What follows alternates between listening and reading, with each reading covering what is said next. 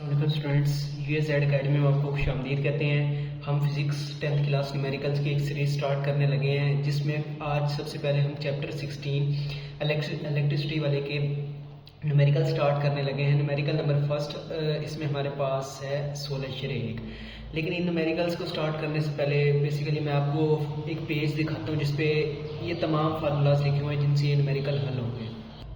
तो स्टूडेंट्स, ये सब हमारे पास फार्मूलाज हैं जो हमारे पास इन 16 चैप्टर में यूज़ होंगे। ठीक है, इन जो पांच न्यूमेरिकल हैं उनमें सिर्फ ये फार्मूलाज यूज़ होंगे। आप इन्हें एक दफ़ा देख लेते हैं, हम न्यूमेरिकल स्टार्ट करते हैं। तो स्टूडेंट्स, सबसे पहले 16 न्यूमेरिकल हमारे पास है 25 कूलम चार्ज 10 सेकंड में सर्किट से गुजरता है। ठीक है, सर्किट में बहने वाला हमने इसमें क्या करना है, करंट मालूम करना है। ठीक है, अब इसे हम गिवन डेटा में लिखते हैं। तो सबसे पहले स्टूडेंट्स, हमें चार्ज बताया गया था 25 कूलम। ठीक है, टाइम बताया गया था 10 सेकंड और करंट हमने इसमें क्या करना था, फाइंड करना था। ये हमारे पास आ गया था गिवन डेटा। ठीक है, अब हमारे पास करंट का फार्मूला होता है I बराबर है Q बटा T। Q हमारे पास बेसिकली क्या है, चार्ज है, और T हमारे पास इसमें क्या है, टाइम है। चार्ज हमारे पास कितना था, 25, और टाइम कितना था हमारे पास, 10 सेकंड। जब 25 को 10 पे डिवाइड करेंगे तो हमारे पास इसका आंसर आता है 2.5, और करंट का यूनिट हमारे पास होता है एम्पियर। फर्स्ट न्यूमेरिकल स्टूडेंट्स हो गए। सेकंड न्यूमेरिकल देखते हैं 16 कहते हैं 4 ओम, 6 ओम और 8 ओम की 3 रेजिस्टेंस। ये उसने हमें 3 रेजिस्टेंस बता दी है, एक 4, एक 6 और एक 8 है, को 24 वोल्ट की बैटरी के साथ सीरीज में जोड़ा गया है। अब ये दो चीजें हम यहाँ पे देखेंगे, एक हमारे पास पैरेलल तरीका होता है और एक होता है सीरीज तरीका। ठीक है, अब कहते हैं कुल रेजिस्टेंस यानी कि जो टोटल रेजिस्टेंस होगी वो हमने मालूम करनी है, और सर्किट में बहने वाला जो करंट होगा वो हमने मालूम करना है। इस न्यूमेरिकल में हमने दो चीजें मालूम करनी है। अच्छा, सेकंड न्यूमेरिकल का गिवन डेटा क्या थे, 3 रेजिस्टेंस थी, R1 4 आ गई, R2 6 आ गई और R3 हमारे पास 8 आ गई। ये 3 रेजिस्टेंस हमें बताई गई थी, और वोल्टेज उसने बताई थी 24 वोल्ट। हमने इसमें क्या फाइंड करनी थी, टोटल रेजिस्टेंस, और सेकंड वन हमने इसमें क्या करना था, करंट फाइंड करना था। तो सबसे पहले हम इसमें क्या करते हैं, जो टोटल रेजिस्टेंस है उसे फाइंड करते हैं, देन हम फिर उसमें क्या करेंगे, करंट फाइंड करेंगे। तो सबसे पहले हम क्या फाइंड करेंगे, रेजिस्टेंस। तो बेसिकली जो रेजिस्टेंस है सीरीज में फाइंड करने का ये फार्मूला होता है RE बराबर है R1 plus R2 plus R3। 3 resistance है, इस वजह से R3 तक आएगा। RE हमारे पास यानी कि इक्विवेलेंस, यानी कि हमने टोटल रेजिस्टेंस है वो इसमें क्या करनी है, फाइंड करनी है। R1 हमारे पास 4 था, R2 हमारे पास 6 था और R3 हमारे पास 8 था। 8 जमा 6 14, 14 और 4 हमारे पास क्या हो जाएगा, 18, और रेजिस्टेंस का यूनिट हमारे पास क्या होता है, ओम होता है। ये हमारे पास क्या आ गया, टोटल रेजिस्टेंस। अब हम इसमें फाइंड करेंगे करंट। अब आप लोगों ने ओहम लॉ पढ़ा होगा, ओहम लॉ हमारे पास होता है V बराबर है IR। अब यहाँ पे हमने RE इस वजह से लगाया क्योंकि हमारे पास पहले 3 रेजिस्टेंस थी, हमने उन सबको कैलकुलेट करके एक फाइनल रेजिस्टेंस निकाली है, इस वजह से RE हमने यहाँ पे लगाया है। ठीक है, अब ये करंट हमने मालूम करना है, यहाँ पे ही रहेगा, यहाँ RE मल्टीप्लाई हो रहा है, यहाँ पे जाके क्या हो जाएगा, डिवाइड। V हमारे पास वोल्टेज कितना बताया गया था, 24, और RE यानी R इक्विवेलेंस हमने अभी कितना निकाला है, 18। तो क्या हो जाएगा, 24 बटा 18। जब हम इसे डिवाइड करेंगे तो हमारे पास आंसर आएगा 1.33 एम्पियर। ठीक है, यहाँ तक स्टूडेंट्स हमारे दो न्यूमेरिकल कंप्लीट होते हैं। तो थर्ड स्टूडेंट्स, सेकंड न्यूमेरिकल हमारा हो गया। थर्ड वन देखते हैं, 10 ओम और 3 ओम की 2 रेजिस्टेंस। अब ये पिछले वाले न्यूमेरिकल से मिलता है, सिर्फ फर्क इतना आएगा कि पिछले वाला हमारे पास सीरीज में था और ये हमारे पास पैरेलल में होगा। ये देखिएगा, 10 ओम और 3 ओम की 2 रेजिस्टेंस, 20 वोल्टेज कितनी बताई है, 20, पावर सप्लाई सब पैरेलल जुड़े हुए हैं। पिछला सीरीज था और ये हमारे पास क्या है, पैरेलल है। वो क्या, इसमें भी हमने वही करना है, कुल रेजिस्टेंस फाइंड करनी है, और इसके अलावा हमें इसमें क्या करना है, करंट मालूम करना है। तो अब चलिए हम इसे गिवन डेटा की फॉर्म में चेक कर लेते हैं। तो पहली रेजिस्टेंस 10 बताई थी, दूसरी रेजिस्टेंस हमें 30 बताई थी, और वोल्टेज हमें 20 बता दिया गया था। ये हमें गिवन डेटा दे दिया गया है। फाइंड क्या करना है, टोटल रेजिस्टेंस, और हमने इसमें क्या करना है, जो टोटल करंट है वो क्या करना है, मालूम करना है। तो स्टूडेंट्स, पैरेलल के अंदर जो इक्विवेलेंस का फार्मूला है वो है 1/RE बराबर है 1/R1 प्लस 1/R2।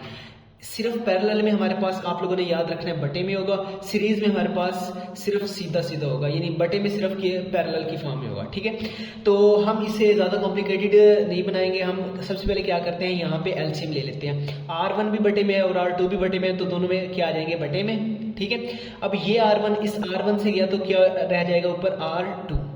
दरमियान में क्या आएगा, प्लस आएगा। R2 से कैंसिल हुआ तो जब R1 इससे मल्टीप्लाई हो जाएगा तो यहाँ पे क्या आ जाएगा, R1 आ जाएगा। ठीक है, अब इसके बाद हम क्या करते हैं, हमने तो R इक्विवेलेंस की वैल्यू निकालनी है, ना कि 1/R इक्विवेलेंस की, तो हम इसे क्या करेंगे, इसे ऊपर ले जाएंगे, यानी वैल्यू उल्टा देंगे। तो ऊपर क्या आएगा, R इक्विवेलेंस और बटे में क्या आ जाएगा, 1। ठीक है, अब जब हमने इसे उल्टाया तो ये वाली वैल्यू भी चेंज हो जाएगी, यानी कि ये जो नीचे वाली है ये ऊपर आ जाएगी और ये ऊपर वाली क्या आ जाएगी, नीचे आ जाएगी। अब इसमें हम देखें R2 लिखा है प्लस R1 लिखा है, तो हम इसे अरेंज करके लिख लेते हैं। R1 पहले लिख लेंगे और R2 बाद में लिख लेंगे। अब R1 की वैल्यू हमारे पास क्या थी, 10, दरमियान में क्या आएगा, मल्टीप्लाई, और R2 की वैल्यू क्या थी, 30। डिवाइड लगाएंगे, R1 की वैल्यू हमारे पास क्या थी, फिर 10, और R2 की वैल्यू क्या थी, 30। ऊपर यानी हम मल्टीप्लाई करेंगे और नीचे हम क्या करेंगे, ऐड करेंगे। तो 10 30 बार हमारे पास कितना बनेगा, 300। डिवाइड करेंगे 30 जमा 10 कितना हो जाएगा, 40। 300 को जब 40 पे डिवाइड करेंगे तो हमारे पास आंसर क्या आएगा, 7.5, और रेजिस्टेंस का यूनिट हमारे पास होता है ओम। तो ये हमारे पास इक्विवेलेंस रेजिस्टेंस आ चुकी है पैरेलल फॉर्म में। नेक्स्ट अब इसमें करंट फाइंड करें। तो इसमें भी करंट फाइंड करने के लिए हम ओम के कानून का फार्मूला लगाएंगे, V बराबर है I R E।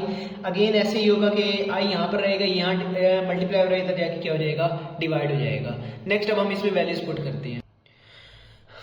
वोल्टेज की वैल्यू हमारे पास क्या थी, 20, और इक्विवेलेंस की वैल्यू हमने निकाली है 7.5। 20 डिवाइड 7.5 करेंगे तो हमारे पास अप्रोक्सीमेटली आंसर 2.67 बनेगा, और करंट का यूनिट हमारे पास एम्पेयर होता है, तो यहाँ पे हम क्या लगा देंगे, एम्पेयर लगा देंगे। यहाँ तक स्टूडेंट्स हमारे जो 3 न्यूमेरिकल्स हैं वो कंप्लीट हो चुके हैं। चौथा न्यूमेरिकल स्टूडेंट्स हमारे पास है, एक टॉर्च में 4 चार्जेस यानी कि 1.5 वोल्टेज की बैटरी सीरीज में जोड़ी गई है। यानी कि हमारे पास कितने चार्जेस हैं, 4 चार्जेस हैं 1.5 की, और उन्हें किससे जोड़ा गया है, सीरीज से जोड़ा गया है। कहते हैं सर्किट को मिलने वाला इलेक्ट्रोमोटिव फोर्स मालूम करें, यानी कि हमने इसमें EMF फाइंड करना है। तो चलिए हम स्टार्ट करते हैं। तो वोल्टेज हमारे पास कितना था, 1.5 वोल्ट, और हमने EMF यानी कि टोटल EMF इसका फाइंड करना था। EMF उर्दू मीडियम वाले भी और इंग्लिश मीडियम वाले भी इसे ऐसे ही लिखेंगे, ई टोटल, क्योंकि हमने टोटल EMF क्या करना है, मालूम करना है। तो यहाँ पर स्टूडेंट सिर्फ इस न्यूमेरिकल में एक ट्रिक लगती है। उसने हमें बताया था कि 4 बैटरीज हैं, तो यहाँ पे हम एक लाइन लिखेंगे, as batteries 4 so that y, यानी कि 4 बैटरीज सेम वोल्टेज की है, तो हम उन चारों को क्या कर देंगे, यहाँ पे टोटल फाइंड करने के लिए ऐड कर देंगे, यानी कि 1.5 को हम 4 दफा क्या करेंगे, ऐड करेंगे, यानी कि 1.5 जमा 1.5 जमा 1.5 और 1.5। जब इन सबको टोटल करेंगे तो हमारे पास अप्रोक्सीमेटली कितना बन जाएगा, 6 वोल्टेज, और यही हमारे पास जो टोटल EMF है उसका आंसर बन जाएगा। ठीक है, तो लास्ट न्यूमेरिकल है 16.5। वो कहते हैं एक सर्किट में 5 एम्पियर करंट कितना बता दिया, 5 एम्पियर, 7 ओम रेजिस्टेंस कितनी बताइए, 7 ओम से गुजर रहा है। इस रजिस्टर में जाया होने वाली पावर, हमने क्या चीज इसमें मालूम करनी है, एक तो पावर मालूम करनी है, और 10 मिनट टाइम कितना बताया उसने हमें, 10 मिनट में खर्च होने वाली एनर्जी क्या करनी है, मालूम करनी है। 2 चीजें इसमें मालूम करेंगे, एक पावर है और सेकंड वन हमारे पास क्या है, एनर्जी है। तो स्टूडेंट्स करंट उसने बताया था 5 एम्पेयर, रेजिस्टेंस बताई थी जी 7 ओम। अब टाइम उसने बता दिया था 10 मिनट, लेकिन हम हमेशा जो फिजिक्स है ना, यहाँ पे हम टाइम निकालते हैं सेकंड्स में। तो इस 10 मिनट को 60 से क्या करेंगे, ज़रब करेंगे। क्यों? क्योंकि हमने क्या निकालना है, सेकंड्स में टाइम निकालना है। तो 10 ज़रब 60 करेंगे तो कितना आ जाएगा, 600 सेकंड्स। 2 चीजें हमने मालूम करनी है, एक पावर मालूम करनी है और एक हमने इसमें क्या करनी है, एनर्जी मालूम करनी है।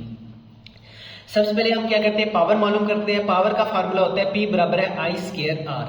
ठीक है, अब I हमारे पास कितना था, 5, यानी कि क्या हो जाएगा, 5 का स्क्वायर, रेजिस्टेंस कितनी थी, 7, 5 का स्क्वायर हमारे पास कितना होता है, 25, और ज़रब में ऐसे ही 7 आ जाएगा। 25 7 बार कितना होता है, 175, और पावर का यूनिट हमारे पास क्या होता है, वाट। यहाँ तक स्टूडेंट्स हमने एक चीज मालूम कर ली है। सेकंड, अब हम इसमें मालूम करेंगे एनर्जी। ठीक है, अब एनर्जी का फार्मूला हमारे पास होता है E बराबर है P मल्टीप्लाई T। P हमारे पास क्या है, पावर, और T हमारे पास क्या है, टाइम। पावर अभी हमने निकाली 175, और टाइम हमारे पास क्या था, 600। जब इन दोनों को मल्टीप्लाई करेंगे तो ये हमारे पास बनता है 10 5000। ठीक है, अब हम क्या करते हैं, ये जो 3 वैल्यू है इन्हें सेपरेट कर लेते हैं, और ये जो 3 है ना, इन्हें 1 से मल्टीप्लाई करके 1000 की फॉर्म में लिख लेते हैं। ठीक है, तो स्टूडेंट्स बेसिकली ये जो है ना 10 की ये 3 0 है, इसे हम ऐसे लिख सकते हैं 10 की पावर 3 में, और ये 105 ऐसे ही आ जाएगा। अब स्टूडेंट्स मैंने आपको, अगर आपको यूनिट्स याद हो तो 10 की पावर जो 3 है ये हमारे पास बराबर होता है किलो के। ठीक है। तो इसकी जगह मैं किलो लिख सकता हूँ, तो यहाँ पे क्या आ जाएगा 105 किलो, और एनर्जी का यूनिट हमारे पास क्या होता है, जूल होता है। तो यहाँ तक स्टूडेंट्स हमारे चैप्टर नंबर 16 इलेक्ट्रिसिटी वाले चैप्टर के न्यूमेरिकल कंप्लीट होते हैं। कंप्लीट फार्मूलाज भी मैंने यहाँ पे लिखे हुए हैं। अगर आपकी कोई कंफ्यूजन है तो आप कमेंट बॉक्स में हम लोगों से पूछ सकते हैं, और USZ अकेडमी को सब्सक्राइब और लाइक करना मत भूलिएगा। शुक्रिया।